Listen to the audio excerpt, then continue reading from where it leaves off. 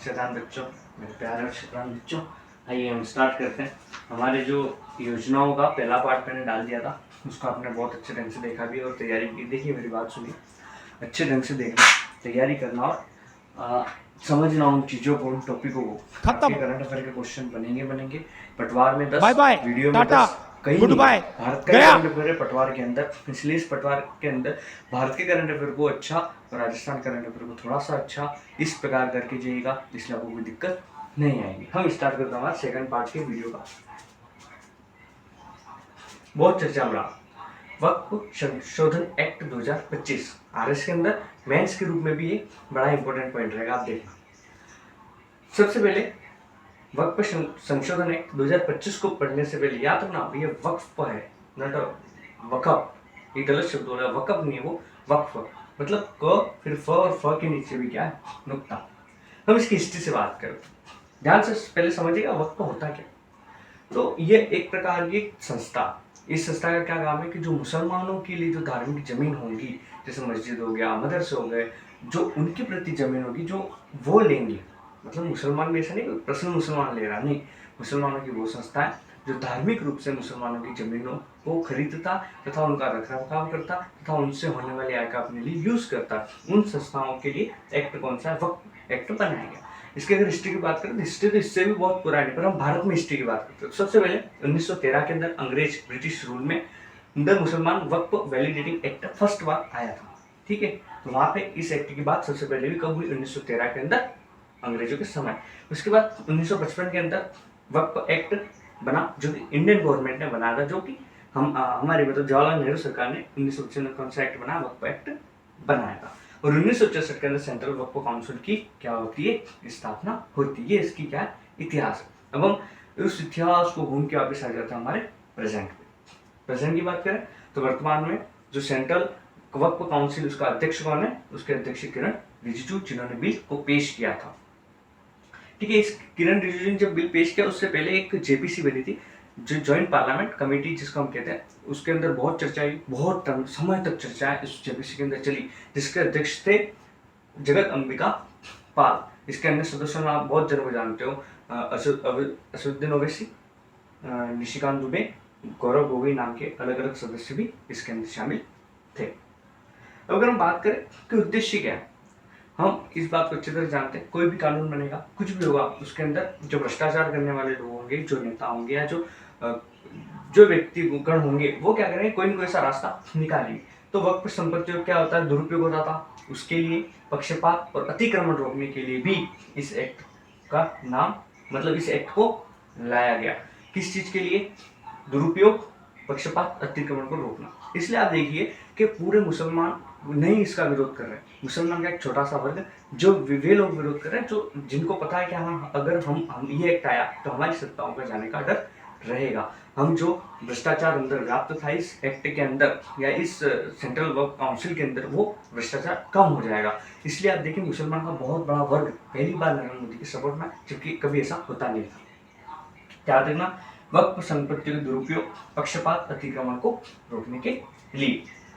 साथ ही साथ में आपको ये चीज मोस्ट इंपोर्टेंट आती है, वक्फ अधिनियम का नाम भी क्या कर दिया, चेंज कर दिया। उसका नाम रखा unified Waqf management empowerment efficiency and development अधिनियम 1955। देखो अधिनियम 1955 चेंज नहीं होगा, वापस मेरे साथ बोलिए, unified Waqf management empowerment efficiency and development अधिनियम 1955। इसका काम दुरुपयोग, पक्षपात, अतिक्रमण को रोकना के लिए था। उसके साथ साथ हम बात करें पूरे देश में कब लागू हुआ, 8 अप्रैल को लागू हुआ, 3 अप्रैल को लोकसभा, 4 अप्रैल को राज्यसभा, 5 अप्रैल को हमारे राष्ट्रपति साइन कर देते हैं और 8 अप्रैल को पूरे देश में क्या हो जाता है, लागू हो जाता है।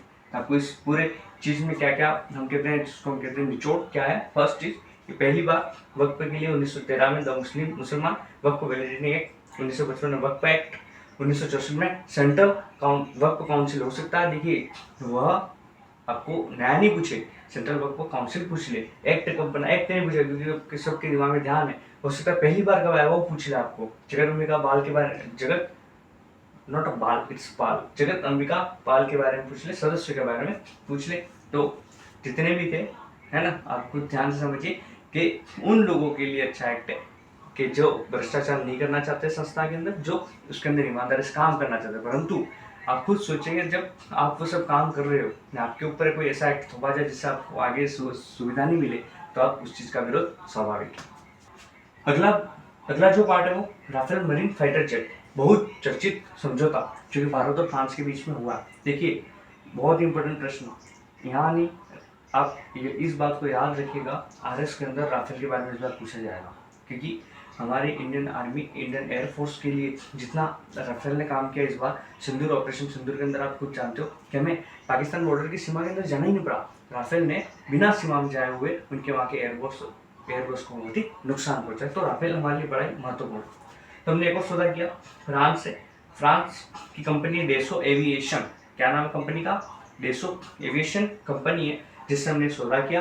कब सौदा हुआ, 28 अप्रैल 2025 को ये सौदा होता है। सबसे महत्वपूर्ण दो चीजें आप ध्यान रखिए। देखो हमने राफेल 2 बार लिए, पहली बार 2016 में, ये रहा पूर्व जो सौदा 2016 में हुआ था, जिसमें इंडियन एयरफोर्स द्वारा कितने 36 राफेल लिए गए, कितने लिए थे, 36 राफेल लिए गए थे, और 2021 में सारे राफेल अपने पास आ गए, मतलब 2016 में सौदा हुआ, 2021 में सारे राफेल अपने पास आ चुके। अब इस बात को ध्यान रखना, पूर्व सौदे को भूलना नहीं।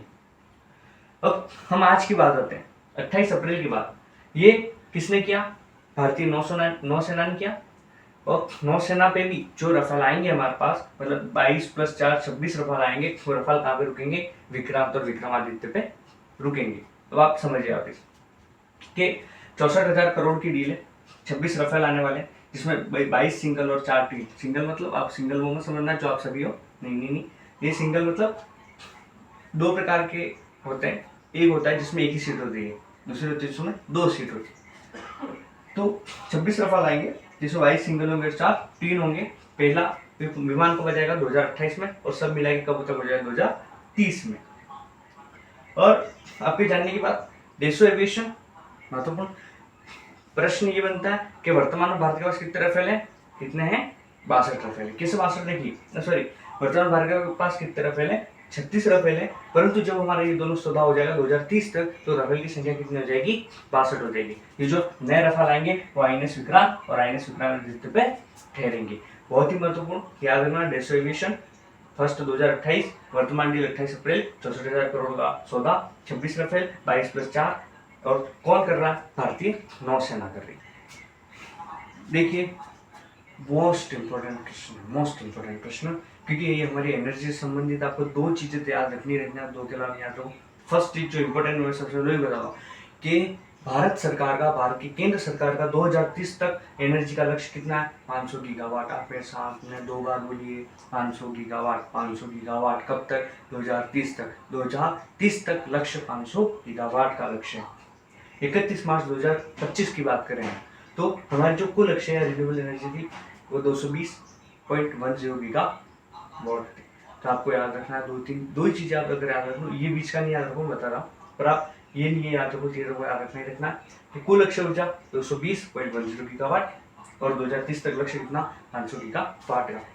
अगर आप सोलर की बात करें तो हमारी सोलर एनर्जी कितनी, 105, विंड 50, बायो 11-18। सोलर मतलब जो सूर्य से मिली सारी एनर्जी, जिसमें रूफटॉप हो गए, सोलर पैनल्स हो गए, जितने भी हम सूर्य से ऊर्जा प्राप्त कर सकते हो। विंड मतलब जो पापड़े होते हैं वो बड़े बड़े, हमने देखे ना वहाँ पे, यू विंड, यू पंखे घूमते वाले विंड।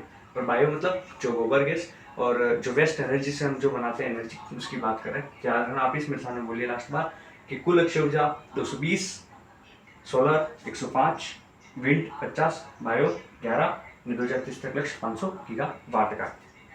वाइब्रेंट विलेज कार्यक्रम भाग 2। देखिए वाइब्रेंट विलेज कार्यक्रम अभी का नहीं, वाइब्रेंट विलेज जो कार्यक्रम 2022-23 के बजट में एक बार आ चुका, और इसकी उस समय अवधि रखी थी 2025 से 26 तक, मतलब अभी 2025 के अंदर और 26 के अंदर ये खत्म हो जाएगा। है क्या, इस चीज को डिटेल वाइज समझिए कि क्या है। देखिए जिस देश की सीमाएं सुरक्षित नहीं, वो देश कभी सुरक्षित नहीं हो सकता। तो वर्तमान की मोदी सरकार ने क्या किया कि कार्यक्रम निकाला VVP या वाइब्रेंट विलेज कार्यक्रम फर्स्ट। उस समय क्या था कि जो भारत के पूर्वी उत्तरी राज्य हैं, कौन से राज्य, केवल उत्तरी राज्य हैं, जिसके अंदर आपके अरुणाचल प्रदेश, सिक्किम, उत्तराखंड, हिमाचल प्रदेश और लद्दाख, मतलब आप उन जगहों को देखिए, ये सारी जगह वो है जो जो सीमा चीन से बना रही, मतलब चीन से सटे गांव जहाँ जहाँ पर भी है, जो चीन से सीमाएं बनती है, उन राज्यों के अंदर, उन गांवों के अंदर, उन शहरों के अंदर इस कार्यक्रम को रखा गया था। स्टार्टिंग में क्या था कार्यक्रम कि देखिए, अगर उन जगहों की सड़कें अच्छी होंगी, विद्युत कनेक्टिविटी अच्छी होगी, पानी, उसके बाद मोबाइल कनेक्टिविटी अच्छी होगी, तो हमको क्या होगा, जब कभी भी युद्ध के समय, जब कभी भी इमरजेंसी के समय अगर हमको वहाँ कुछ सामान पहुँचाना है, कनेक्टिविटी बढ़ानी, तो वो सब डेवलप होनी चाहिए। तो इसको ध्यान में रखते हुए ये जो राज्य स्टार्टिंग में, मैं वीवी फर्स्ट की बात करूँ तो स्टार्टिंग में इन राज्यों को लिया गया, उनके सटे हुए गाँवों को लिया गया और उनके अंदर ये डेवलपमेंट किए गए। ठीक है, फिर क्या हुआ कि वर्तमान के अंदर 2024-25 के बजट में, अभी मतलब बजट में वीवीपी कार्यक्रम सेकंड का शुभारंभ कर दिया गया और वो कार्यक्रम कब तक चलेगा, 2028 से 29 तक चलेगा। इसके अंदर कुल मिला के 15 राज्य। अब देखो सुनिए, ये राज्य थे ही हैं, अब साथ में क्या क्या ले लिए, जम्मू कश्मीर, पंजाब, आपके राजस्थान, गुजरात, उधर से आपके बिहार, नेपाल, नेपाल तो अपना नहीं, बिहार और नेपाल से सटे हुए भाग, यूपी, पश्चिम बंगाल का थोड़ा भाग, त्रिपुरा, और इन सभी को लेकर कितने 15 राज्य और 2 यूटी कौन कौन से, कश्मीर और लद्दाख वाले 2 यूटी और दूसरे कितने 15 राज्य, सब मिला के 17 को। अब जो सीमा पे लग रहे हैं उन सभी राज्यों को ले लीजिएगा, तो उन सभी राज्यों को लेकर इस कार्यक्रम में इसको डाल दिया गया। इसका भी उद्देश्य यही कि वहाँ की सड़कें, बिजली कनेक्टिविटी 24/7 बिजली और पानी, मोबाइल कनेक्टिविटी सुधरे और अच्छी हो। विजन क्या था, सुरक्षित, संरक्षित, जीवंत भूमि सीमाओं के लिए विकसित भारत 2047। सबसे पहली बात, अगर हमको विकसित भारत बनना है तो हमको हमारी सीमा सुरक्षित रखनी पड़ेगी। चीन और पाकिस्तान से हमको बराबरी के ऊपर आना ही पड़ेगा। पाकिस्तान से तो हम बहुत ऊपर है, पर चीन के बराबर आना पड़ेगा। क्या क्या, सुरक्षित, संरक्षित, जीवंत भूमि सीमाओं के लिए विकसित भारत 2047। 15+2 कब तक, 2028-29 तक चलेगा। उससे पहले कार्यक्रम आ चुका है जो 2022-23 का था और 2025-26 तक चला। तो आपको ध्यान रखना, पहले कार्यक्रम में उत्तरी जो राज्य थे उनके अरुणाचल, सिक्किम, यूके, एचपी ने लद्दाख, और वर्तमान में 15 राज्य, 15 राज्य पूरे हमारी सीमाओं पे आ गए और 2 यूटी को लिया गया।